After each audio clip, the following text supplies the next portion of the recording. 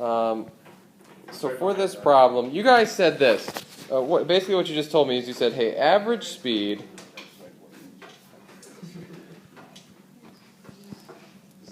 is equal to the distance traveled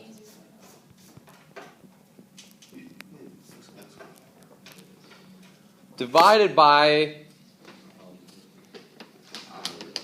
the time, right? Yeah, the time interval. Okay. Suppose that I said, let A be your start time. I would probably be writing this down if I was you. Let B be your end time. All right, and if we kind of go with that definition, then I'm going to contend this. The distance traveled is actually d of B minus d of A. And I'll explain that notation in a little bit. Divided by B minus A. And that d of B means the distance that you had traveled at time B. So at the end, how far did you go? Well, that was your last odometer reading. At A, what was your distance traveled? That's that d of A. How far did you go at time A? Or what did your odometer read at time A? And that's, below that we took the time interval. So we took the end time and we subtracted off the beginning time. So we took 5 p.m., subtracted off 1 p.m. That gave us our time travel. Okay. Any questions? Okay, so if I wanted to know the average speed, I want to make the graphical connection to what you just did kind of in your heads or on your paper. If we had time on the x-axis, distance on the y-axis, we could put in a couple values here. Maybe like, sorry. Okay. So we'll plug in maybe like, we'll call this A, and we'll call this B. And then we'll put distance, so we'll put d of A, right here, d of A. And then we'll put, let's see, d of B, like right here. So this is d of B. Okay. And notice that what this results in is 2 points, A, d of A, and B, d of B. For our example, if we tie back to that example, A, I remember that was at like 1 o'clock, right? And then B, that was at 5 o'clock.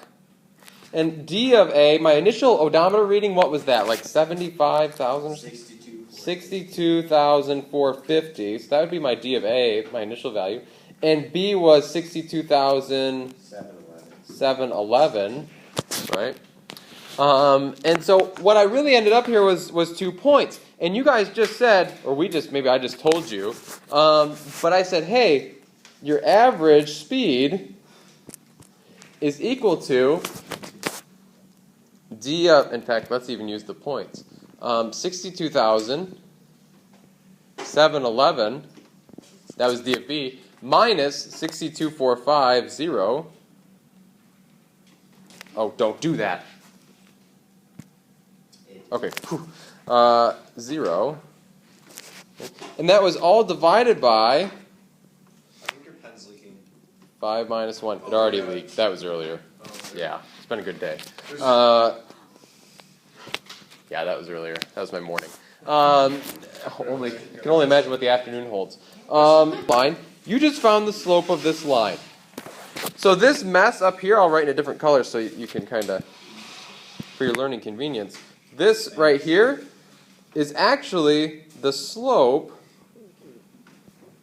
of the secant line. Now you learned what a secant line I forgot. in geometry, but it's the slope of the secant line.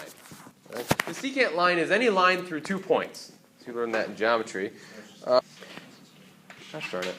Okay, so the average rate of change of a function. Let f be a function. The average rate of change of f of x with respect to x, as x changes from a to b, is the value.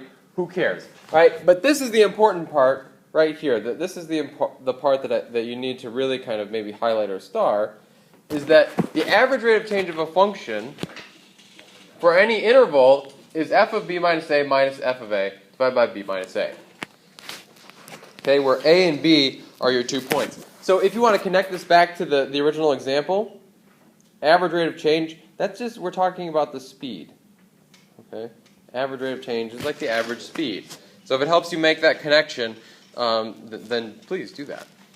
We want to find the average rate of change from x equals 5 to x equals 10. So what is my A and my B? Those markers, please. Like cap them, like you don't need them. What's that? 5 and 10, right? 5 is my A, and 10 is my B. Good. All right, so I'm going to write that on the graph here. So in fact, let's use red. So here's my A is 5, and my B is 10. Okay. And I want to know what the average rate of change is from A to B. So I also remember from my formula that the average was equal to f of B. Yeah, sorry. Minus f of A divided by B minus A. I have B and A. I don't know what f of B and f of A are, but I know that if I follow A up, follow the x value A up to the graph, and it connects there at 5. So f of A must be 5. And then if I follow 10 up, f of B, the function value at B must be 10. Yeah, so yep, with this, I mean, this one's kind of nice because if I connected these lines, I'm looking for the slope of that line. And this point right here is 5, 5. This point right here is 10, 10. Now, granted, you could count and you would see that the slope was 1. Up 5 over 5 is just 1. But we can plug everything in here too and see the same thing. 10 minus 5 if I plug in f of B and f of A. And then 10 minus 5 if I plug in B and A. And so that leaves me with just 1, a slope of 1. So the average rate of change of that function from x equals 5 to x equals 10 is just 1. In the activity, it would ask you for something like, hey, what's the average rate of change at x equals 20? And so that's right here, right? And so if I followed that up, that would give me 1 point, but I really need 2 points. And since the graph doesn't really change much from 20 to, 25 here, I think that if I found the slope of that line, that's pretty darn close.